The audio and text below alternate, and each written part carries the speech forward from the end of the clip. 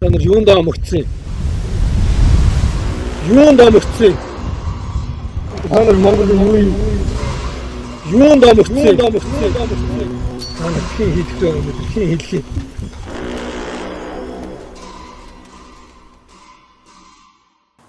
Бид нэр зүгээр дэлгүүрт ороод нэг өдөр идэх мах талах авахтаа л бид нэр шинждэг шүү дээ, сонгодог шүү дээ. Хуучна уу, хатсан уу, харалсан уу? Яагаад бид нэр өөрийнхөө хувь заяаны төлөө, үр хүүхдийнхээ хувь заяаны төлөө, энэ үндэсний хувь заяаны төлөө сонголт хийгээд байхдаа бид нэр яагаад бид нар наазгаа хандах ёстой гэж. Харин ч бид нэр бүр ёстой монголчуудын хэлдгээр бодолдоо нэрж ягаад тархиараа шүүгээд тэгээд тэр сонголтыг хийх ёстой байхгүй. Гэхдээ би Монголын ард түмнийг найдаж байна. Нөгөө зоригийн хэлдгээр үнэхээр одоо энэ ухаант ард түмэн энэ гайхамшигтай ард түмэн бол энэ удаагийн сонголт зөв сонголт хийнэ гэдэгт бол бид найдаж байна. За бид бүхэн өнөөдөр бол энэ түүхэн маш их хариуцлагатай цаг үед байна. Ер нь бол энэ сонгуул маань уг нь бол ард түмний хамгийн эрхэм сонгуул байх хэвээр. Гэтэл бол өнөөдөр бол мөнгөний сонгуул болж байна. Ерөөс хэн болгоныг мөнгөөр худалдаж авъя гэсэн ийм байдалтай энэ сонгуулийн асуудал хандж байгаад бол бид нар бол үнэхээр эсэргүүцэж байгаа.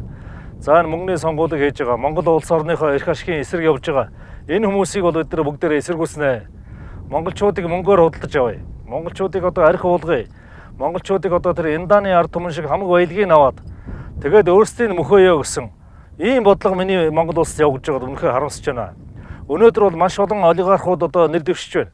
Чимээгүй хүн байж байгаа 4 жил чимээгүй хүн байж байгаа одоо гарч ирж байгаа олигархууд байна. Тэгээд одоо бүх уул уурхай манай таван толгой, оюу толгой, бороо голд энэ бүх юмыг одоо байхгүй болгочоод өнөөдөр ямар нүрээрээ дэвшиж байгаа жишээ нь. Энд бол одоо бид нар Монголын ард түмэн Монголынхаа хувь заяаны эзэн байх ёстой. Бид нар бол энэ эрхэм сонголтоо бол өөрсдөө хийх ёстой. Гэтэл энэ мөнгөөр одоо хамаг сонгуулийг хийн. Мөнгөөр одоо бүгдийг худалдаж авна гэсэн энэ сонгуулийг бид нар эсэргүүцэж байгаа. Газар шорооныхоо төлөө бол гал үндэстэн холбооныхон бид нар ямагт одоо тууштай тэмцэж ирсэн. Цаашдаа ч гэсэн тууштай тэмцэх болно. Яагаад тэгэхээр бол бидэнд бол мөнгөний сонирхол байхгүй. Бид бол бидний амь нас, бидний бол амьдрал бүгд эх оронтой минь холбоотой. Эх орныхоо төлөө бид тэмцэнэ. Эх орныхоо төлөө явна. Эх орныхоо төлөө бид нар өнөөдөр ард түмэн минь зөв сонголт хийгээрэй гэж хэлмээр байна. За тэгээд миний ард түмэн өнөөдөр хамгийн хариуцлагатай цаг үе шүү. Та бүхний дуу хоолойг өнөөдөр та нар зөв сонголтоо хийхгүй бол дараагийн 4 жилд бол айгүй бол сонсохгүй шүү. Тийм болохоор хамтдаа бай, хамтдаа тэмцэе, хамтдаа зөв сонголтоо хийе. Ингэж бид нар уриалж байна. Та нар юундаа амгцсан? Юунд амгцсан? Та нар Монгол юунд амгцсан? Та нар хин хийдэгтэй юм бэ? Хин хэлхий. Байшин барилгыг яриад байгаа. Гэтэл тэр байшин баригдсан байшин барилга бол тэр ахуйг бол тухайн засгийн газар өөрөө юуныхаа хөгжлөөрөө барьдаг болохоос биш тэр хүн өөрийнхөө мөнгөөр санхүүгээр барьж өгсөн юм биш. Тэр хүн харин тэгж хэлж байгаа хүн яаж яаныг гэхээр бидний мөнгөөс хулгайлаад магадгүй тэр байгалийн баялагаас мань хулгайсан хулгайч нар л ерөөсөө бид нар юм хийгээд өгсөн юм шиг яриад байгаа байхгүй юу? Жишээлбэл одоо нүүсчийн тэр нөхдүүд байна. Нүүсний баялагаар одоо баяжсан. За тэр архины үйлдвэр хөгжүүлж өгсөн нөхдүүд байна. Тэд нар болохоор бид нар тийм байшин барилга бариад өгчлээ. Ийм хийгээ бүтээгээд өгсөн гэж өөрийнхөө мөнгөөр өөрөө бариад өгсөн юм шиг ярьж байгаа явдал бол огтхонч биш ээ. Харин юу хөгжил гэдэг үг гэхээр тухайн улс үндэстний ард иргэд нь ямар хуу яаж амьдарч байна. Ямар одоо соёл иргэншилтэйгээ байна. Магадгүй тэр оюун санаа нь ямар дээд түвшиндөө байна вэ гэдэг хүнийх нь хөгжлөөр тодорхойлогддог болохоос биш байшин барилгаар бол тодорхойлдог байхаа л гэж ингэж л бид үзэж байна да. Шинжлэлийн засгийн газруудын нэг одоо ноцтой Монгол түмний эсрэг хийж байгаа ажил бол энэ засвар гэтгэх ашигт малтмалыг хайх хайгуулын ажиллагаа тэр дотроо бол одоо туршилтын олборлолт явуулах зөвшөөрөл өгөөд одоо ашиглалтын лиценз олгоод Дорногов аймгийн Улаанбаатар суманд бол одоо Францын Арева түүний одоо охин компани Кожог одоо групп бол ажиллаж тэр нутгийн одоо газар нутаг хүм мал амьтанд бол маш ностой хохирол учруулсан. За энэ ажиллагааг бол гал үндэстэй холбоо бол сүүлийн одоо 3 жил эрс эсэргүүцэж одоо ажилласан. Бид маш олон одоо удаа ажиллаж гадаадын маш олон одоо төлөөлөлтөд хамтарч ер нь бол одоо энэ цөмийн аюулгүй байдал засвар идэвхтэй байдлын хор нөлөөний талаар бол одоо байнга хэл сануулж ирсэн. In Mongolia, citizens have started a campaign against uranium mining. Монгол оронд уран хайх, шар нунтаг олборлох, хөрөнгө оруулалт хийх нэрээр хямд төсвөр түүхэн эдийн бааз болгон хувиргах орлогоо зогсоохыг бид хатуу шаардж байна. Хатуу шаардж байна.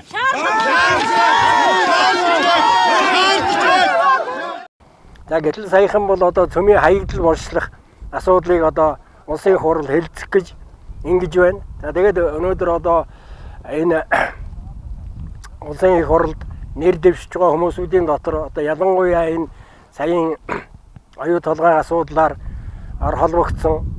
За манай одоо нэг бүлхэм хохирогчдын холбооны 7 сарын 1-ний асуудлаар холбогдсон хүмүүсүүд за мөн энэ засвар идэвхтэй байдлын талаар одоо бүр энэ асуудлыг анханаас нь хөөцөж, хуулийг батлуулж, Монголын ард түмний эсрэг одоо гэмээр үйл ажиллагаа явуулж байгаа хүмүүсүүд одоо нэр дэвшиж байгаа явдал нь бол бидний дургуйслыг хүргэж байгаамаа. Энэ замаар замнахгүй гэдгийг бол галуунчтан холбоо битэл Монголын ард түмэн мэдэрсэн байна. Ийм учраас бол энэ удаа бол Монголын ард түмэн мэрэгэн сонголт хийнэ гэдэгт бол галуунчтан холбоо итгэж байна. Ер нь бид нар бол 26 жил энэ намууд жил ирэх тусам сонгуул ирэх тусам амлалтаа ихсэгдэг. Тэр хэмжээгээр Монголын ард түмний амьдралд оршилдог. Ийм л хэмнэлтэд явж ирлээ. Үндсэндээ бид нар энэ 4 жилээр ярьж, 4 жилээр харж, 4 жилээр амьдарч ийм режимэнд Монгол хүмүүсийг оруулсан байна. Тийм учраас галуунчтан холбоо бид нар арай алсыг харнаа. Бид эзэн хаан шиг 800 жилийг биш юмаа гэхэд бид ядаж нэг 20-30 жилийн дараа Монголын ирээдүйг харж яахгүй бол яг өнөөдрөөрөө амьдрахад бол болохгүй гэдгийг нь бол тэртээ тэргүй 26 жилийн амьдрал бидэнд харууллаа. Хэн нэгэн хүн гадаадаас сураад, Харвардд ч юм уу сураад тэнд үдсэн харсан дууснараа Монгол төрийг жолоод нэг гэвэл тэрэн шиг худлаа юм байхгүй гэдгийг энэ 26 жил энэ Харвардд, энэ Оксфордд, энэ Стэнфордд сурж ирсэн хүмүүсийн үйл ажиллагаа харууллаа шүү дээ. Харин тэрний оронд байгалаа хайрладаг. Яг унган Монгол энэ үжил санаан дээр энэ гүн ухааныг мэдэрсэн.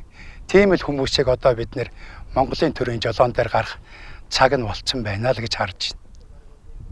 Та нар юунд амгцсан? Юунд амгцсан? Та нар Монголын юунд амгцсан? Та нар хийхдээ юм уу? Хийлээ.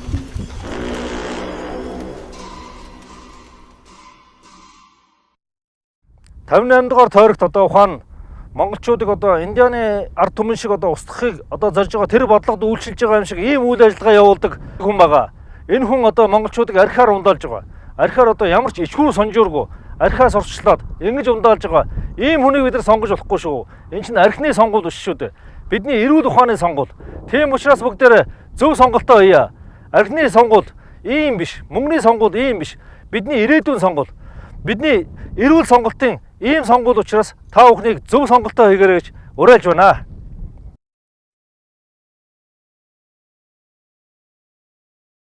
(2012) оны улсын хурлын сонгуулиар өөр хангаан сонгогчдын 47.59% нь Монгол Ардын намаас нэр дэвшигч Чин зоригийн төлөө саналаа өгсөн билээ. Гэтэл зүүдэнд жоромгүй явдал болж өрсөлдөгчөөс 6700 саналаар дутсан Батхүү 2012 оны 7 дугаар сарын 2-нд хан уул дүүргийн шүүхэд өргөдөл гаргаснаар ердөө маргааш нь шүүх Чин зоригийн хууль зөрчсөн тогтооглоо гэсэн шийдвэрийг гаргажээ. Өвөр хангаад болсон хэргийг нутаг дэвсгэрийн харьяалаар нь бус хаа хамаагүй Улаанбаатар шийдвэрсэн энэ хурлын шийдвэрийг шудраг гэж үзэх хүн Монголд Батхүүгээс өөр гарсангүй. Нэр хүнд, хүн чанар, хөрөнгө мөнгөө золиослон улайрсны учир юунд байв? Энэ асуултын хариу жилийн дараа тодорхой болсон юм. 2013 оны 10 дугаар сарын 21-ний өдөр Апу хувьцат компани 14 сая 710,9 ширхэг 47 тэрбум 513 сая орчим төгрөгөөр үнэлэгдэх хувьцаа Голомт банкнд шилжиж байгааг Монголын хөрөнгийн биржийн мэдээллийн албаны мэргэжилтэн Үлзий Баяр олон нийтэд мэдээлв. Их сурвалжийн мэдээснээр Апу хувьцаат компани зээлээ хугацаанд нь төлж чадахгүй өр болон хувирсан тул дээрх хувьцаагаар өрөө тагилсан байна. $47.5 тэрбумын өр гэнт бий болохгүй нь мэдээж. Тэгэхээр Апу хувьцаат компани эзэн гэгдэх Батхүү 2012 оны улсын хурлын сонгуульд ямар ч аргаар хамаагүй ялахаар улаарсны учир шалтгаан энд байж. Санхүүгийн байдал нь тэр үеэс л хүндэрч дээр нь сонгуульд байдгаа тавиад туучсан болохоор улсын хурлд сууж ямар нэгэн арга чарга олохыг чармааж байжээ гэж дүгнэх боломжийг эдгээр мэдээллүүд олгож байна.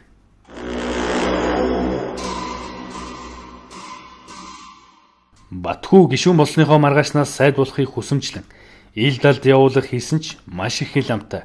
Үнэхэрийн эргэлзээтэй байдлаар улсын хурлд орж ирсэн түүнээс ерөнхий сайд зайгаа барьжээ. Сүүдрийн зам тээврийн яамны сайдаар өөрийгөө өргөмжилсөн Батхүүгийн дохио зангаагаар Эртнээс шин төмөр замын бодлогыг муучлан гутаах, гүтгэх замаар хэрэгжилтэнд саад учруулах, улс төржүүлэн өмүүлэх ажлуудыг дэс дараалалттай, зохион байгуулалттайгаар хийж ирсэн Батхүү нарын Апугийн эзэд дорж шүгдэн хэмээх тангаргийн бугыг тахиж, гүн бишрэлтэйгээр шүтэн хамаг байдгаа өргөн санхүүжүүлдэг нь нууц биш. Тэгвэл бодны шашны тэргүүн Дэрхингийн далаа багш Энэтхигийн Амараватид тангаргийн буг шүгдэнгийн тухай ингэж айлджээ. Олон жилийн өмнөөс би шүгдэн шүтгийг хориглосон ч Монгол зэрэг зарим газар бизнес эрхэлж буй хүмүүс шүтсээр байна. Би өөрийгөө бодоод яавалчиг яа гэд 50 сууж хэрхэж чадахгүй. Анхандаа би ч гэсэн шашны сахиус гэж андуураад шүгдэн шүтэж байсан. Аажмаар бодит байдлыг мэдэж эндүүрч байснаа ухаарсан. Өнгөрсөн түүхийг нэгтлэн үзэж байгаа 5 дугаар Далай ламын гэрч бичгийг олсон юм. Мөн эрдэм чадал төгссөн олон мэрэгд дээд төрлөختөн нар шүгдэнг тангаргийн буг хэмээн танин барьж шүтгийг хориглож байсныг мэдсэн. Шүгдэнг шүтвэл баяждаг, хөрөнгө мөнгөтэй болдог гэд шүтсэн хүмүүс эхлээд жаал хөрөнгөтэй болж хөөрөх магадлалтай боловч тун удалгүй тангаргийн бугынхаа хорлолд өртөн уруудаж доройтдог. Үүнийг бодит амьдрал аандаа харуулах болохоор би ийм тийм гэж жишээ татаад яах вэ? Батхүү болон түүний дүү Батсайхан нар Далай ламыг далдуур эсэргүүцсэн. Муучлан гутаах төдийгүй хятадуудын санхүүжилт дэмжлэгээр тангаргийн бугийг тахих ажиллагааг эрчимжүүлэх ажлыг гардан зохион байгуулагчид юм. Далай багшийн тангаргийн бугийн талаар хэлсэн айлдвар үнэн болохыг тангаргийн бугтаа нөхцсөн баячуудын огцом доройтол уранд баригдаж хамгаа зарж эхэлсэн явдал харуулж байна. Нөгөө талаар тангаргийн буг шүгдэнг шүтэх явдлыг хятадууд зориуд дэмжиж санхүүжүүлдэг. Ийм маягаар буддын шашныг дороотуулах, хагаралдуулахыг хичээдэг гэж Далай багш айлджээ. Ухаж будваас Батхүү нарын үйлдэл харьяас залууртай, захиалгатай байх шинж тэмдэг байна. Тангаргийн бугт сүсэглэгч баячуудын талаар шүгдэнгийн нэгэн лам тун таагүй зүйл хэлсэн байдаг. Дундгов аймгийн Дэлгэр цогц суман дахь Чойрон хийдэд 50 сар өөрийгөө бусдаас тусгаарлаж бясалгал хийсэн Осгон Баяр лам Даянаас буух үедээ Апу компани удирдлага Батхүү болон түүний дүү Батсайхан харааж зүхэн алгадах зэргээр аашилсан байна. Хүүхдэд айхаж бэ. Багш нь бол хүүхдэд тайртай. Энэ гимтэй болтой ярьж байгаа. Тэр Батсайхан яагаад холтчих вэ? Хүрээд Батсайхан юм уу? өмнө л юм шиг байна. Өгөндөө тань шүү дээ. Юунд омогдсон та нарс? Өнөөдөр ерөөсөө цадгаа алдаад байгаа байхгүй. Нэг л их омогтой уусууд л яваад байгаа. Тэ уулзаг учраас Та нар Монголд юу юм? За. За. За. Гүйл гэж. Санжин ба. Монголд юу юм? Та юу юм?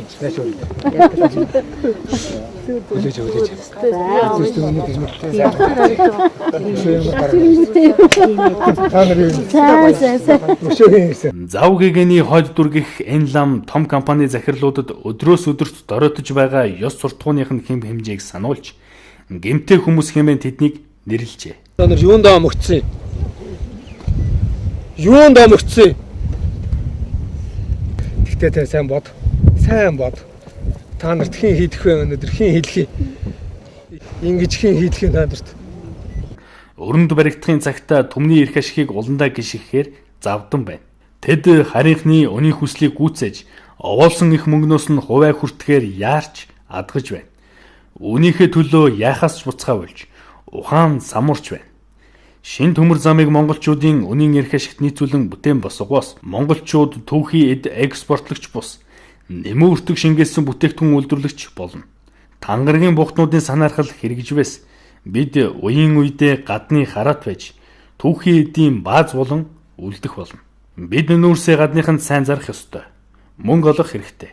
Гэхдээ өөрсдийнхөө бодлогоор өөрсдийнхөө эрх ашигт нийцүүлж ажиллаа, бодлогоо явуулах ёстойгоос бус хэдэн долларын төлөө хамгаа тавьж болохгүй. Мөнгөтэй нь бус алсын бодлоготой нь хөгждөг цаг ирсэн. Бодлоготойгоор хөгжихийн төлөө монголчууд бодлоготойгоор нэгдэх ёстой.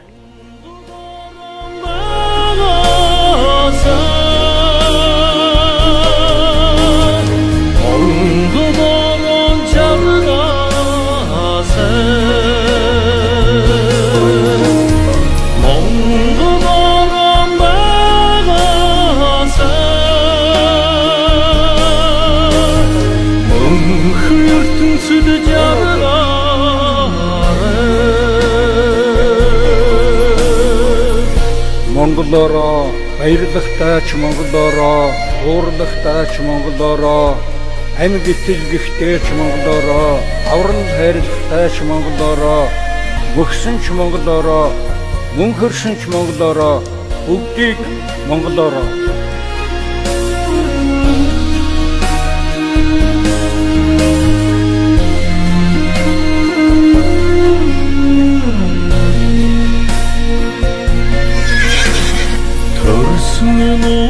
Нутагын онгонороо байгаасай төрөлх хэлний монголороо байгаасай өмнө онгонорын жаргалтаагаасай төргүрэн би амгдэн байгаасай